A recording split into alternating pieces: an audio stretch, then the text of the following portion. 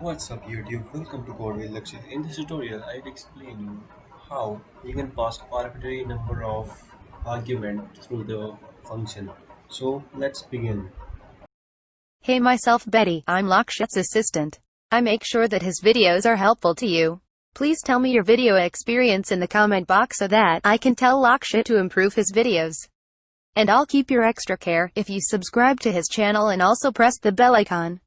I and Lakshit will really appreciate it if you complete this 10-second task. Thank you. So you know that some of the functions like is instance, which is in this function will take only two value like this, and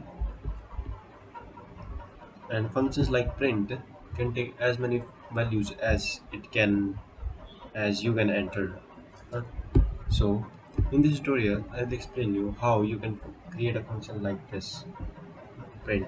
So, let's begin. First of all, name your function. Then, ne- let's say name of our function will be funched. Then, put this asterisk sign and type the name of the variable. But it is a good practice to write this args. But you can write any value, any name of the variable, and then put this colon here. After this, return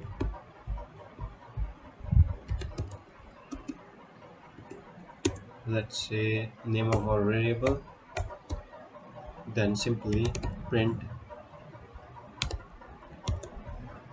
print then any any number you want to insert here. You can also enter a string here. You can add anything you want, and if you print this out,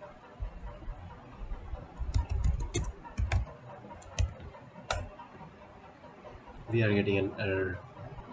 Okay, put the comma here and save it. Again on it, you can see that we are getting this tuple here. And if you want to calculate the mean of as many number as the user can enter, so let's see how we can create that. First of all, name the function. We will name it mean. Type asterisk, name of the function, name of the argument. Then let's say return sum of args by args. This arg simply means argument, length of args. Here, if you print it out,